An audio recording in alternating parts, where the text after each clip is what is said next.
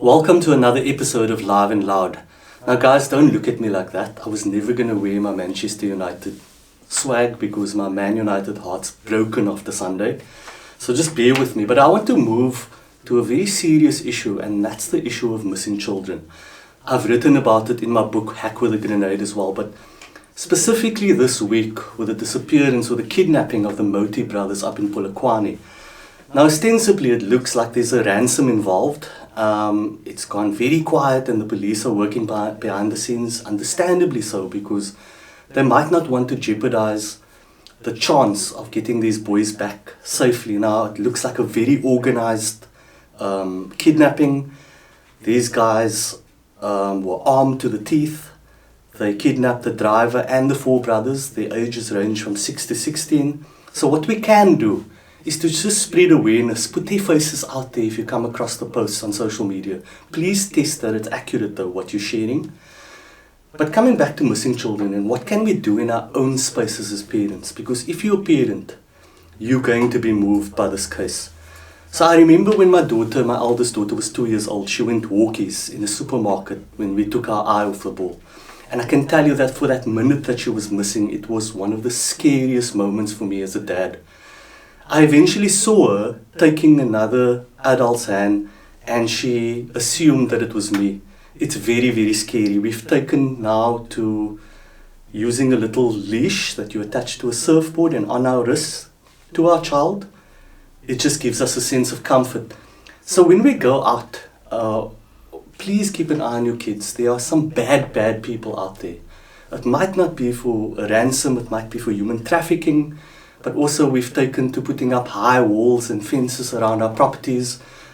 Our kids can't play like we used to play. We used to play Kenichi in the street. We used to play football and cricket until the lights go off, until it's Maghrib.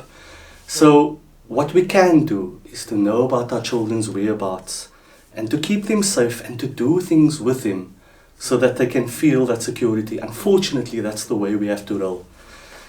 To those parents, the Moti family, you are in my thoughts and prayers. I can't imagine what it's like as a parent to be going through this.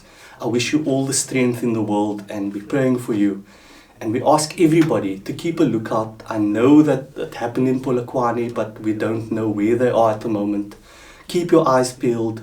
Have a look at the pictures. If you hear anything, please let the authorities know. Don't for a second believe that Gareth Cliff represents the voice of the majority of white South Africans. He is a minority, a small minority, but still quite a dangerous minority because he has a soapbox. And on his burning platform that was sponsored by Nando's and they've subsequently pulled out, and good for them for doing that, he basically steamrolled the views of a black woman who spoke about the relationship between racism and service delivery ahead of the local government elections. The woman involved said that she was there for the One SA movement and that she was ambushed a little bit because John Steenhuisen, the leader of the DA, was also there with a big smirk on his face when Gareth Cliff told her that her lived experience of racism was unimportant and anecdotal.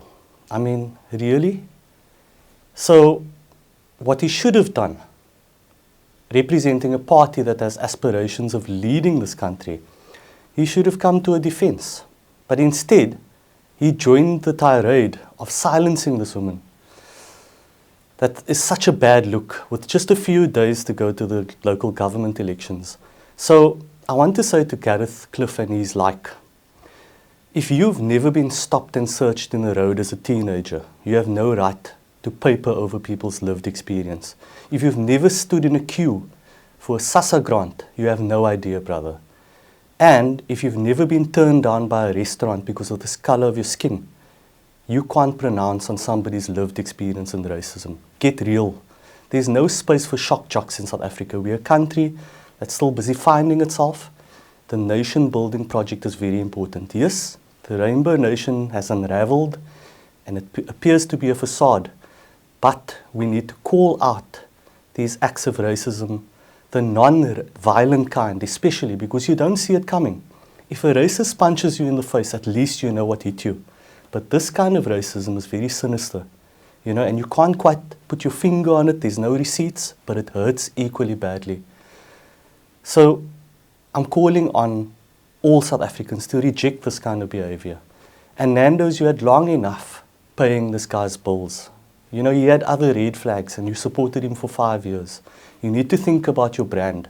You put out really cool posters, but this time you got it horribly wrong. And there's no poster. So yeah, I want to say to everybody out there, we've had enough. Black people have been very dignified in this country in terms of accepting what's happened and trying to move on. But we can't move on. Don't tell us, stop playing the race card. Don't tell us to get over it. We have a lot of pain and we need to work through that pain, and you need to be part of that conversation. For Live and Loud News, I'm Gesanta Bader. Now to the part of the show that I really like, because I get, and especially when there's food involved, because I get to taste things. It's the blind test. And while this box is here, I've sampled some of the stuff. It was bought over the weekend. There was one that I left for the show deliberately so that I can taste it on the show.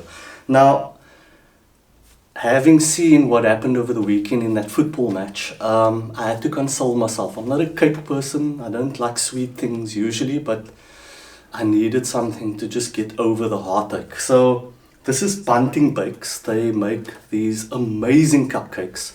You order it on WhatsApp and you collect it. I think it's Wetton, Ottery, could be Lansdowne. But you send them a WhatsApp, you order what you like, check them out on Instagram, and then you collect. And I'm telling you now, I'm not a cake lover, but these are delicious.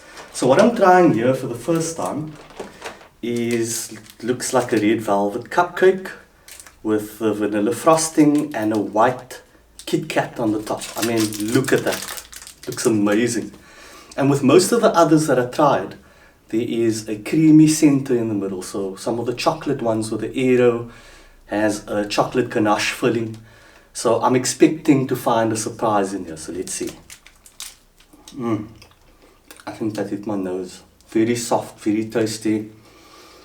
And the thing with red velvet is, I think people get it wrong because they don't bring the flavor. They think that the look, if you get the look right, that's sufficient. But this one is particularly tasty. And the frosting, it's not that nauseating butter-like one. It's very cool. I'm checking for the, there is a filling. Let's see. Sorry, I'm messing up the studio here. Chocolate ganache filling. It is absolutely amazing. So Bunting Cakes, check them out. They're on Instagram. As I mentioned again, order and collect via WhatsApp.